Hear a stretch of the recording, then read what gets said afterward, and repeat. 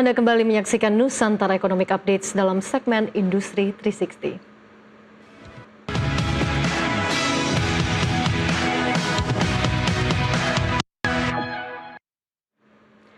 Kementerian Energi dan Sumber Daya Mineral sedang mengkaji sejumlah skema kenaikan harga program harga gas bumi tertentu atau HGBT. Langkah ini ditempuh agar sektor hulu gas bumi tetap beroperasi optimal, namun sektor industri penerima HGBT tetap dapat berjalan normal. Direktur Jenderal Minyak dan Gas Kementerian ESDM Laude Sulaiman menyebut harga HGBT belakangan kerap berada di atas batas penetapan. Kebijakan ini dilakukan untuk menjaga keberlangsungan sektor hulu dan sektor antara di tengah tekanan pasokan gas. Saat ini Kementerian ESDM juga masih menghitung sejumlah skema penetapan harga HGBT, termasuk opsi menyesuaikan atau menaikkan harga agar lebih seimbang dari hulu hingga hilir. Penyesuaian ini diharapkan tidak membebani salah satu lini usaha. Di sisi lain, pemerintah juga mengevaluasi penyaluran HGBT di sejumlah wilayah, terutama di Jawa Timur yang belakangan mengalami kekurangan pasokan gas murah. Terkait penambahan sektor penerima HGBT, ESDM juga menyatakan hingga kini belum ada pembahasan. Pemerintah masih memfokuskan penyaluran pada sektor existing.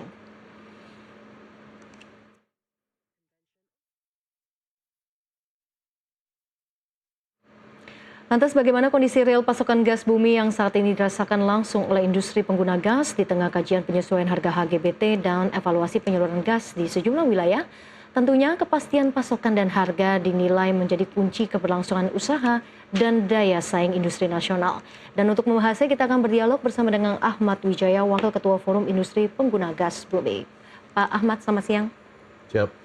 Terima kasih sudah bergabung bersama kami di Nusantara Economic Updates. Pak Ahmad, kalau kita lihat kan memang ini terkait dengan pasokan gas, ini memang sering sekali menjadi sorotan. Sejauh ini kalau dilihat bagaimana kondisi pasokan gas bumi yang saat ini dirasakan oleh industri pengguna gas, apakah ini sudah kelihatan cukup membaik atau masih belum stabil, Pak Ahmad? Posisi kalau kita lihat APBN yang baru 2026, kita ini kan selamat tahun baru dulu lah. Oh iya, selamat tahun baru. Buat seluruh pemirsa. Ya. Jadi nomor satu, kita kalau lihat proporsi APBN kita yang baru diluncurkan itu, kelihatannya kan tidak terlalu amazing kan. Sehingga kalau menilik mengenai kepastian harga gas itu, apakah naik turun, saya pikir ini buat kita sebagai industri dan pengguna sudah bisa memprediksi bahwa harga HGBT itu tidak akan bisa bertambah dan tidak akan efektif, sedangkan kita punya pasokan secara keseluruhan dari yang disebut alokasi sampai pemakaian, itu sudah ditentukan secara total di dalam Kepmen 76 kan. Jadi di situ ada alokasi, di situ ada harga gas yang merupakan HGBT. Jadi industri yang dua tempat ini yang disebut Jawa Barat sama Jawa Timur, dua-duanya mempunyai skema pembayaran, skema penerimaan yang totally different. Jadi contoh di Surabaya, mereka mendapatkan kelimpahan. Sedangkan di Jawa Barat, kebanyakan gasnya itu dijadikan blending harga. Jadi mereka itu ada yang menerima 60% HGBT, sisanya semua masuk ke harga 15 dolar. Jadi masih belum ada pemerataan dari sisi distribusi begitu, Pak Ahmad? Masih jauh banget. Masih jauh banget. Yang 60% yang dilakukan oleh perusahaan gas negara ke kita secara supply, most likely kita masih menikmati yang disebut 60% itu. Kemudian 7 dolar, kemudian on top of it, itu 15,87 kan. Berarti kan jauh sekali. Nah, sedangkan di Surabaya ada banyak sekali alokasi-alokasi yang mereka sudah pakai 60, tetapi harga-harga ini sudah simpang siur, nggak tahu mana yang mau dipakai masalahnya. Karena kondisi kita adalah, kondisi yang kita terima saat ini adalah harga HGBT plus blending. Itu kondisinya. Oke, tadi Pak Ahmad juga menyebutkan kalau misalkan pasokan dan alokasinya ini juga masih tidak pasti, berarti apakah pembatasan pasokan gas ini juga mempengaruhi kapasitas produksi dan juga keberlangsungan operasional bisnis dari Pasti. industri pengguna gas? Pasti. Seperti apa dampaknya? Hari ini beberapa utilisasi industri kelihatannya kan masih menjalankan 2,5 shift atau disebut long shift kan. Jadi kita dengan adanya kondisi di dalam petrochemical, di dalam kondisi yang pengolahan, dua sektor ini masih berjalan apa yang adanya aja sih.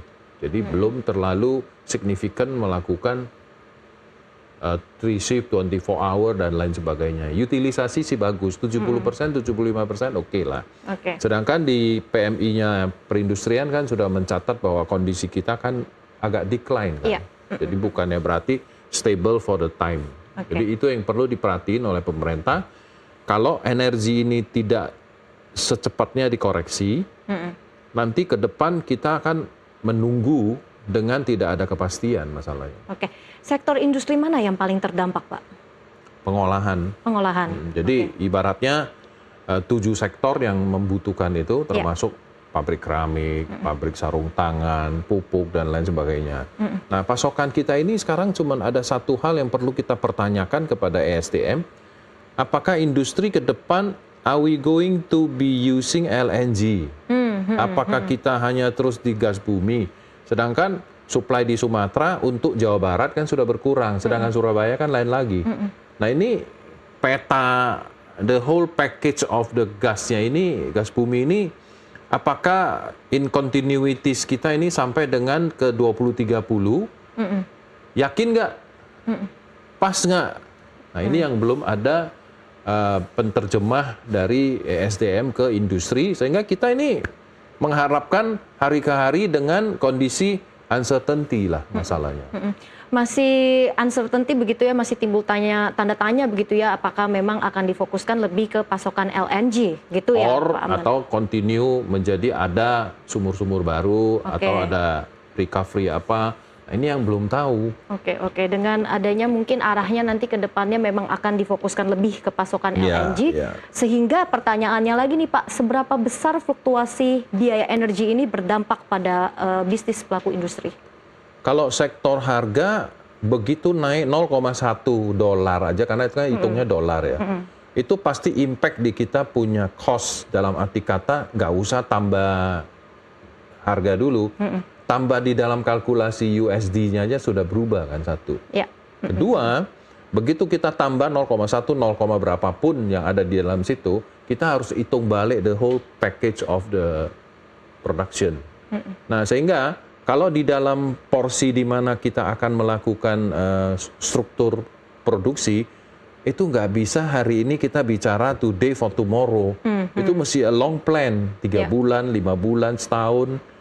Apalagi kalau kita mau ekspansi, mesti bicara 3 years ke depan kan. Seperti contoh kita lihat banyak sekali investor-investor dari tirai bambu sekarang ada pindah banyak pabriknya di Indonesia, terutama di keramik banyak sekali.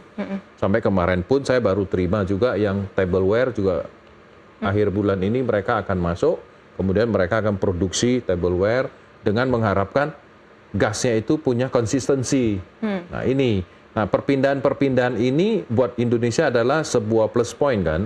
Tapi di satu sisi kalau kita tidak merekap the price, apakah kita itu mau melakukan HGBT for certain period atau kita memang mau melakukan harga blending for 3 years ke depan, for 2 years ke depan, tapi kita perlu kepastian. Nah, ini ESDM yang belum melakukan hal-hal ini kepada para industri dan pemakai. Pak Ahmad, kalau dari kacamata investor ketika memang melirik investasi di Indonesia, apakah kebijakan harga yang ditetapkan, harga HGBT yang ditetapkan ini memang menjadi salah satu kunci efektivitas dalam menjaga daya saing industri, Pak Ahmad? For sure, ya.